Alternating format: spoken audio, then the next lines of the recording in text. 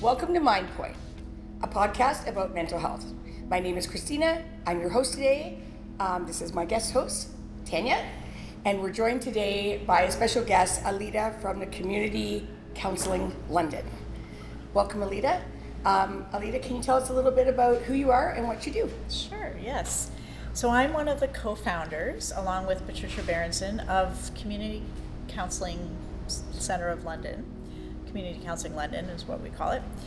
And it's a counseling center that we really started so that we could provide affordable counseling services to people in the region and city of London. And so, we started about 5 years ago, and we also train therapist interns. So that's kind of how we're able to offer the affordable counseling services, is that I'm also a supervisor of these therapist interns who are providing the therapy out of Community Counselling London. So, yeah. Well, today you've brought a special topic on board, and we're really excited because we want to learn about it too. And you want to talk to us about non-violent communication. Yes. So can you tell us a little bit about what that means and what you're doing with that? Yeah, so I brought my book along, Nonviolent Communication. This is a book by Marshall Rosenberg, and this is a book that I require the interns, the therapist interns, to read for their 8-month internship. I would say that the biggest value, it does help in your communication with other people, but what I have found in reading the book is that it's mostly helpful for myself, in my own self-awareness of how I'm communicating, what I'm, Marshall Rosenberg kind of lays out a 4-part process in communicating with somebody when maybe there's conflict, or even when you're saying I'm sorry, or when you're saying thank you.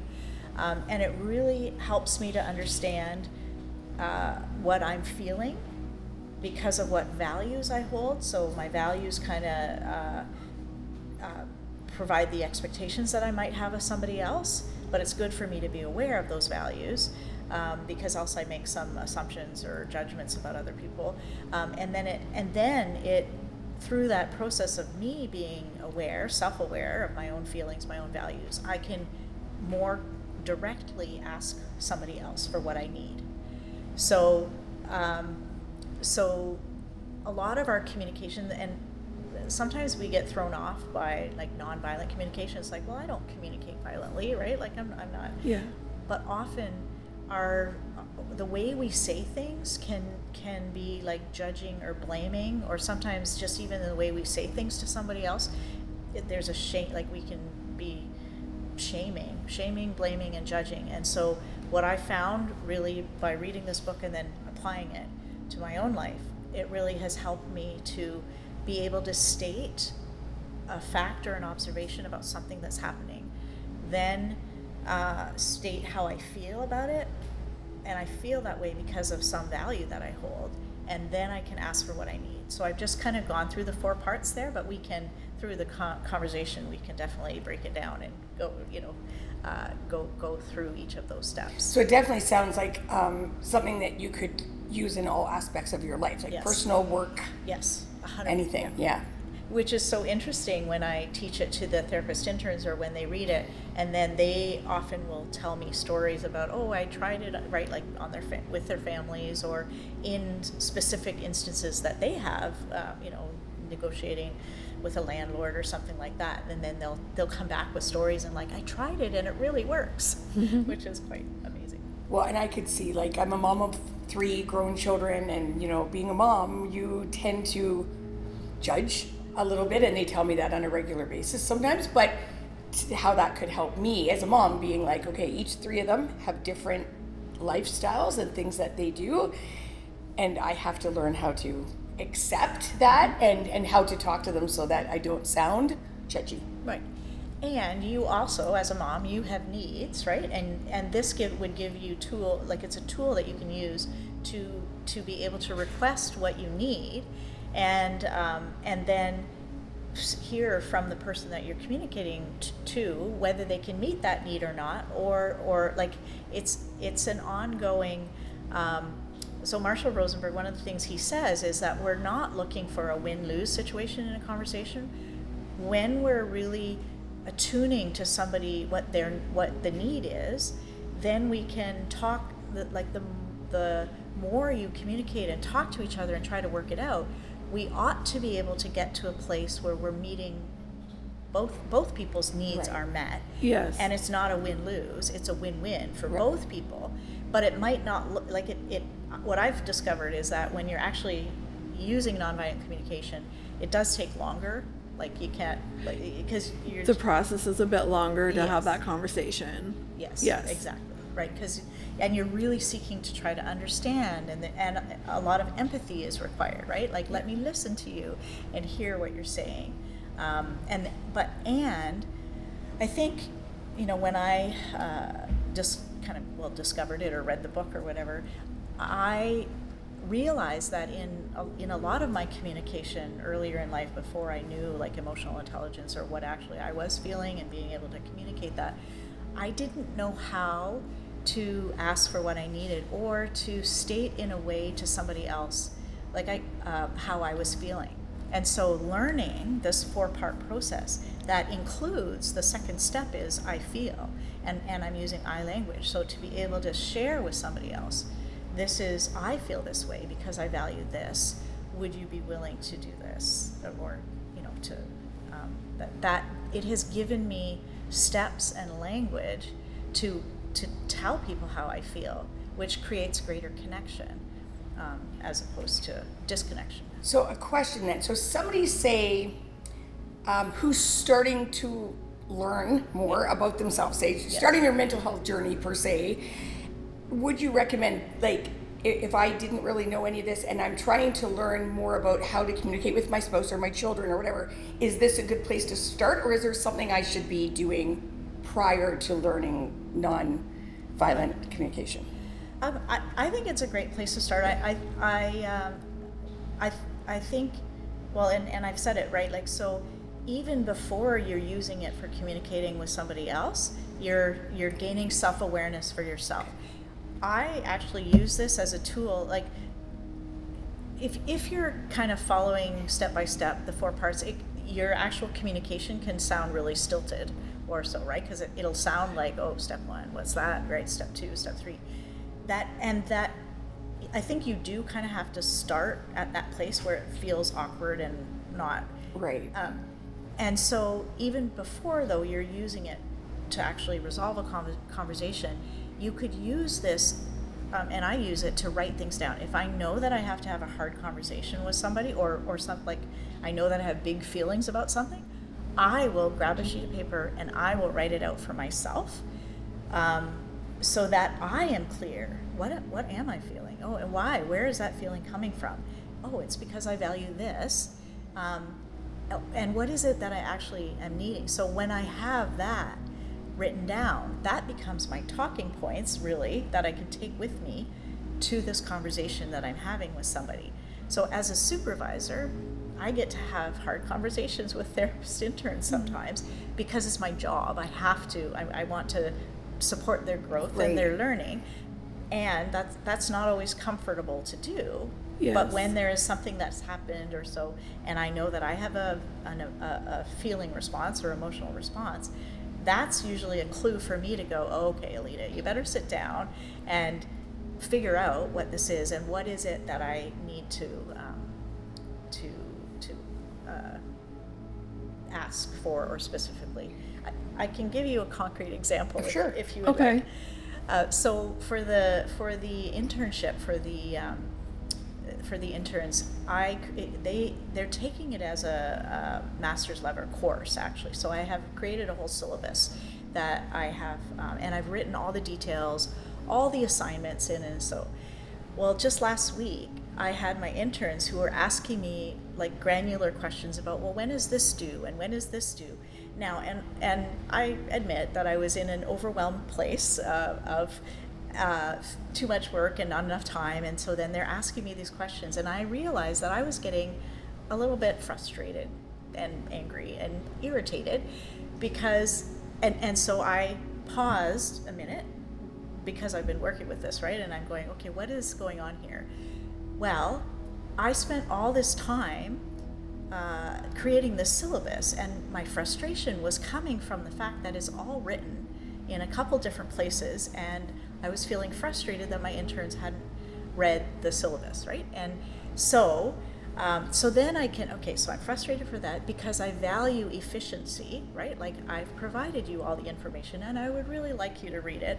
Or I feel frustrated because I'm like, I'm doing all this work for nothing, all right? Like, and you don't even read the syllabus, right. and you're taking time and asking me, and now I have to, and it feels like such a small thing, but if I don't address that irritation is going to spill out into my relationship with these interns, right? So I value efficiency. What I need is, would you be willing to, interns, please read the syllabus before you ask me the question? So, right? So you can kind of see. So the first part, I'm kind of skipping over the first part here. The first step of this process is to state with fact or observation what the thing is. So we're trying we want to communicate to someone without judging or blaming. So what I appreciate about, I have actually, so I keep this handy with me. This is a handout that outlines the 4 parts of this process. Oh, great. There's a link, you can find it on the internet. It's the NVC 4-part process, a PDF that you can find. And then it outlines these 4 steps of this communication. It starts, and it has headings, right? Observations, feelings, needs, and requests. Okay. So those are the steps that you take when you want to. So with this example with the interns, the stating without judging or blaming or shaming would be stating an observation or a fact, right? So it's like, so interns, when you ask me questions about information that is in the course syllabus, right? So it's a timing thing. I'm not blaming. I'm not saying you make me so angry when you, but so it's just an observation. It's like when you, because they just did it. They just asked me the question. Right. So when you ask me, a question about information that's on the syllabus, I feel frustrated, irritated, because I value, my time, and I spend a lot of time putting the syllabus together. And then my request would be, would you be willing to read the syllabus or review the syllabus before? That breaks it down in a really great way that it makes it easy to understand. My question is in your situation where, and you're very used to this clearly, in a situation where you're dealing with people you don't necessarily know, you're retail, or different professions, and you're dealing with people who are coming head to head with you and maybe making you frustrated or angry. Is there like a short brainwave where you don't have to really go through the 4 steps, but there's just something you can always kind of remember from those 4 steps to make that interaction not frustrate you and also not frustrate whoever you're dealing with, leaving feeling like they've been dealt with by a professional, and you don't feel like you need to go home and scream in your pillow. Right. So I feel like, this took me probably about 2 or 3 years to kind of get it in my head and memorize it. So I think that if you want to learn this, we have to have a lot of grace for ourselves, and enter into a learner's mindset and go, it's okay, I'm not going to get it the first read through of the book, and I'm not going to get it the first time that I try to do this. It's trying to build our own awareness of these. So I don't know if there's a quick and easy, like, okay, first try, and I think the practice, so your own awareness and the practice, I think noticing is the most important thing to do in those. So maybe just notice that you're, I'm getting irritated here, and maybe that's maybe that's the time just to take a deep breath and I think the biggest thing would be to have a positive regard for the person who's asking. Right. I'm feeling irritated, but I am going to attribute the best. Everybody's doing the best they can with what they got in this moment, and I'm feeling irritated in this situation, or whatever. I have a feeling about this, and the person maybe might have a lot of emotions, and it might be just to take that breath and to recognize how I'm going to attribute the best thoughts, Okay. right, or intentions, right? Because I feel like in our communications, what happens is because of our own values and expectations of other people, that kind of feeds our irritation or Yeah. our expectation is like, Absolutely. why you're asking this, but you know this already, or like, this is common. I often hear people say common sense. It's common sense. You ought to know that, right? And there's a frustration in that. Well, what if the person genuinely didn't know that and doesn't, right? So what if we were to step back and go, no, I'm going to be as gracious as possible here. I'm going to and be really more curious about what's happening with the other person, as opposed to feeling like their intention is to make me frustrated or hurt me or so, right? Or but I told them a million times and they're still asking that, right? Like, why would they? Yeah, I find like I work in retail, Yeah. and like that's a huge barrier with customers, is that they'll come in the store and they'll ask the same question over and over again. So I had to take that step back and just be like, okay, I need to breathe. And maybe they're having a bad day, maybe something just happened, and communicate with them in that sense, because I know it can be very hard because you do get frustrated. But sometimes I'll just be like, I feel like, I've answered this question, is there anything else I can help you with, like that type of thing. But it's in our day-to-day life, in every aspect. I find this topic with friends, with family, with retail workers, if you're working in your job, stuff like that. So this is a good tool to have to not get that frustration and communicate better with people. It reminds me of like my favorite motto, and I like literally say it to myself every morning, and that is, remember, especially today's society, remember everybody's going through something. Be Yes. kind. Yes. And everybody should have be kind in their morals, and if they don't, then I feel like they need to really take a step back and look at themselves. But be kind is, it just, if you start your day out thinking like that, you will handle the day fine. Yeah. Beautiful. Yeah. So yeah, I think that this is something I definitely am going to look into. Me as definitely well. A lot more. Yeah. So you said you train your counselors this. So do they then use this with the patients or their clients that clients? come into the center? They do, yeah. Nice. So Okay. so it's interesting, right? So they're learning it, reading it. We have some teaching on it, and we try to practice it in all of our communication at the center.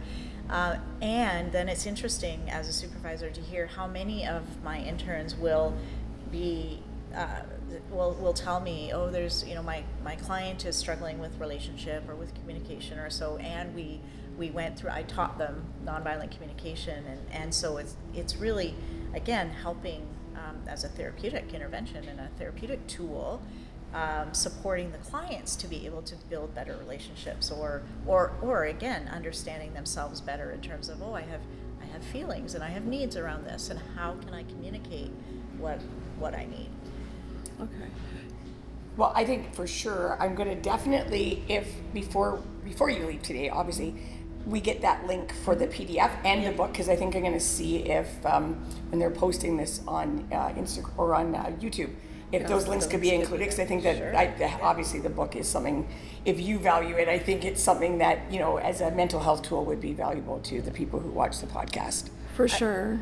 I do want to, one of my interns, we've been using this for the last 3 years or so, and one of my interns who was ethnic minority came very gently, informed me and says, well, I have some articles that you ought to read, because there are some criticisms of nonviolent communication and of Marshall Rosenberg, that it's not, that it's for the privileged.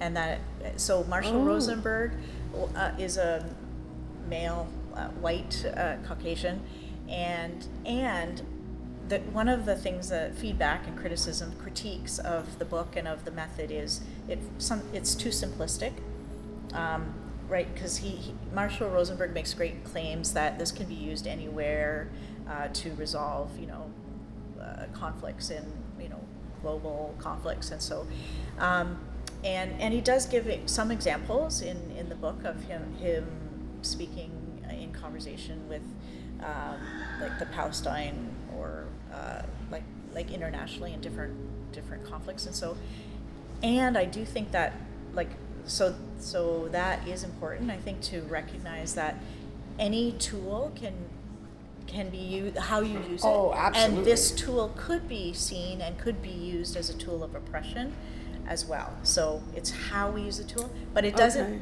To me, it's like, okay, I'm so thankful that my intern introduced me to these articles as well. For sure. And broaden my, diversity, equity, inclusion, my understanding of this tool, and that's why I like to present both things, right? Thank you for doing, because I would have never looked at this in that way whatsoever, and obviously that's just my way of interpreting it and thinking of it. And like when you were speaking to me about it earlier before we came on, I was like, oh yeah, it's kind of like something I'm doing in my own life, same sort of thing. You can't make people feel what they don't feel, right?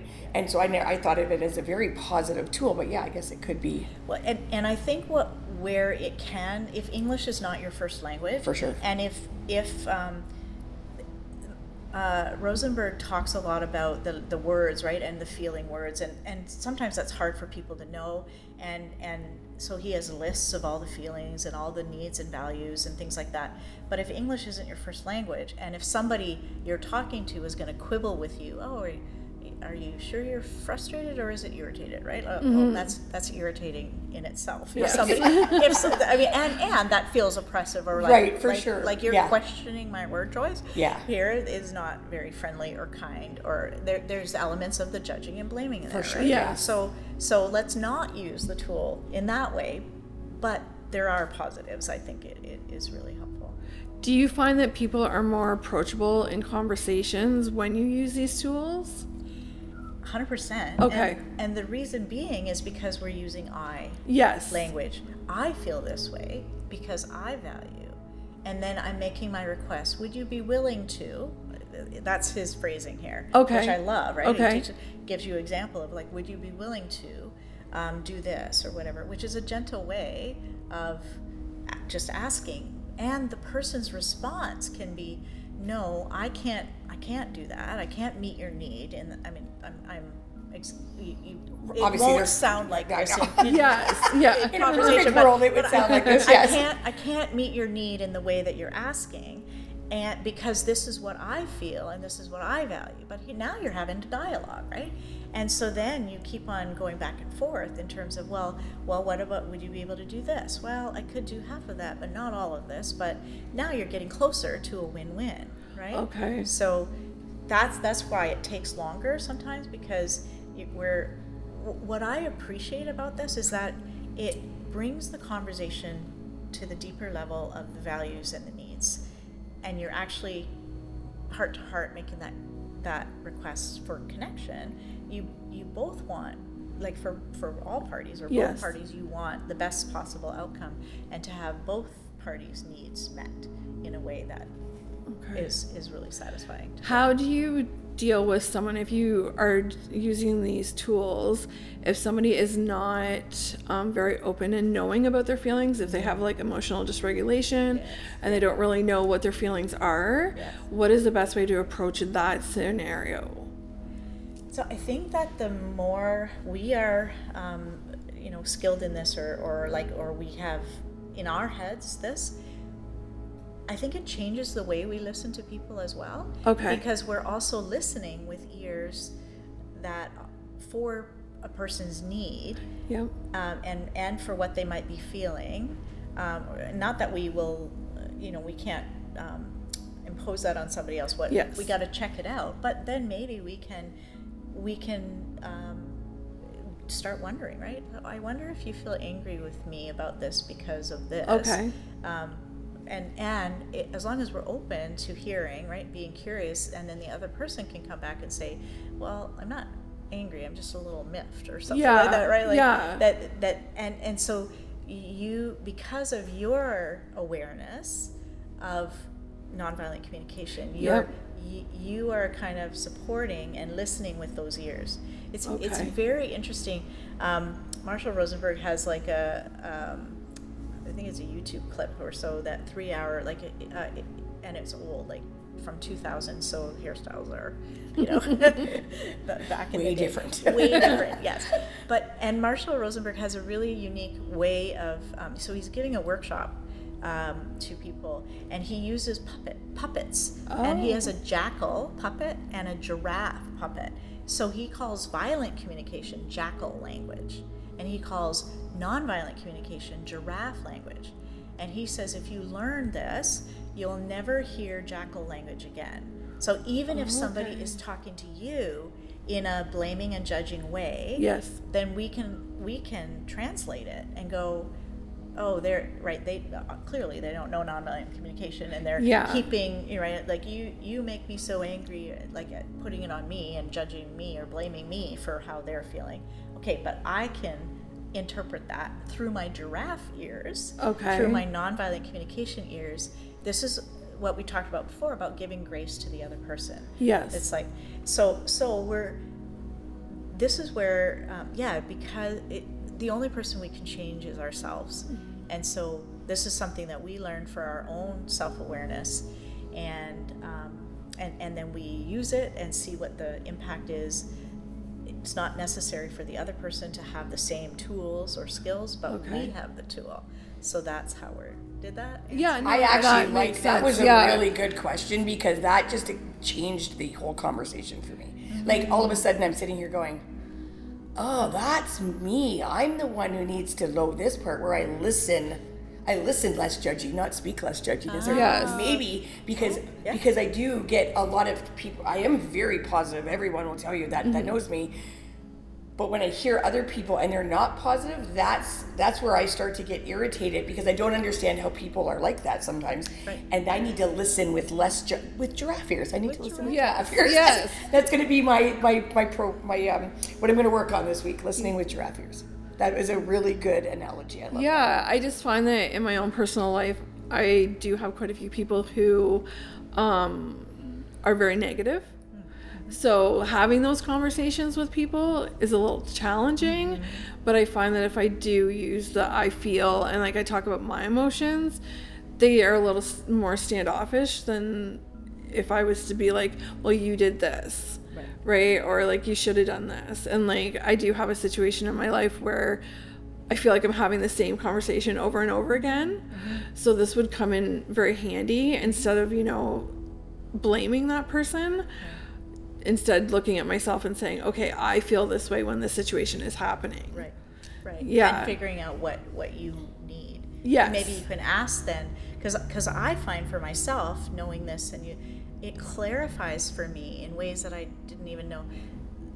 It helps me to get at what is it actually that I need, right? Like, and then once I know what I need, I can ask for it more clearly and see. Right, and if the person can't provide that for me, then it's like, well, maybe I don't need to get that need met from this person. Maybe there's somehow else I can. That's where I was just going to ask: is do you get to a point where you go, "This is what I need," and I know this person can't give it to me, and that almost ends that conversation? Yeah. Right? Is that a part of that could happen? It's accepting then and going, okay, let me try to. Okay, I have this need, and our needs are.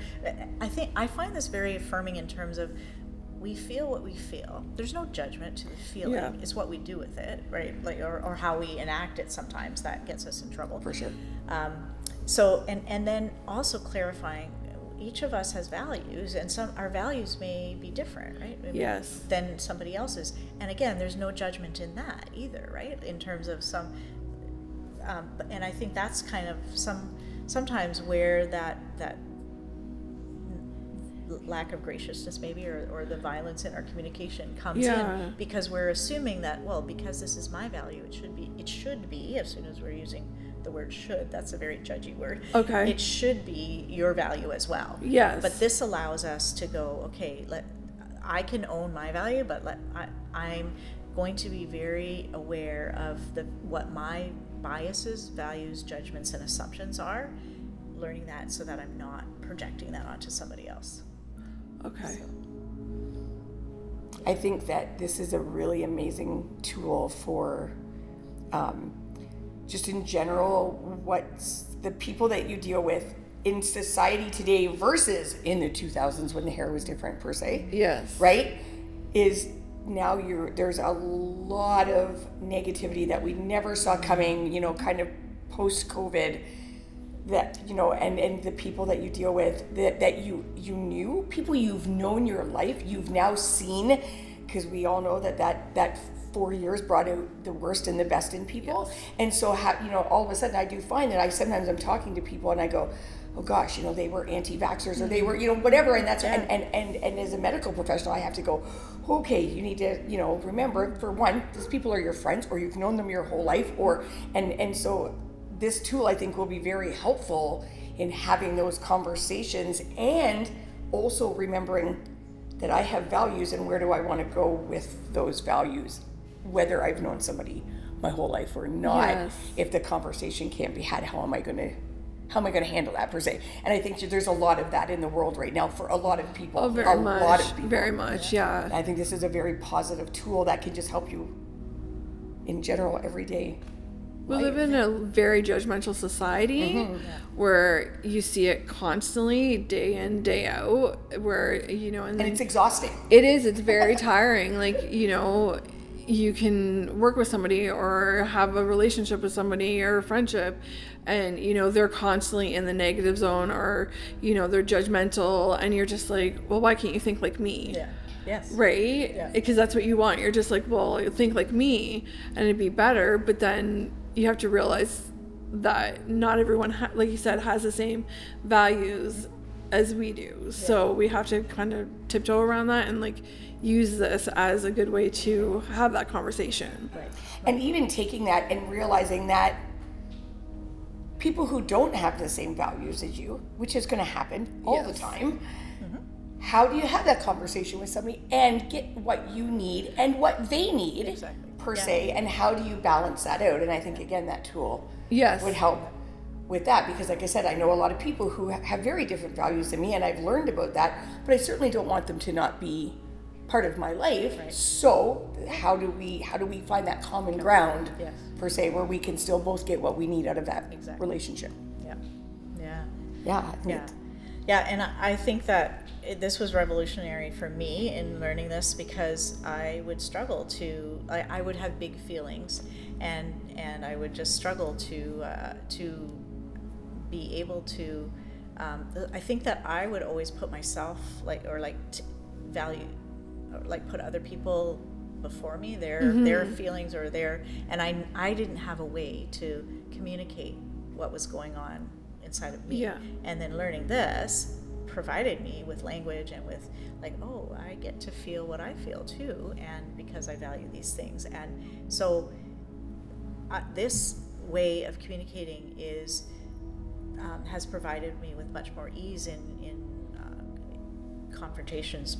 I think I was I did conflict averse, and I didn't know how to address somebody else when we were at a disagreement. And this has given me the words and the language and the tool to be able to, for my own integrity, to speak my truth to somebody else, and then really be open to hearing their truth and what they're feeling and what they're valuing. Well, it's amazing. I know I've learned so much, because I really knew nothing about this topic when we came in today. I want to thank you for coming and joining us today, and we're going to wrap it up for today, if that's okay. Thank you so much. I learned so much today. Yeah, I did as well. Thank you. Yeah, and everybody, thanks for joining us on Mind Point. Until next time.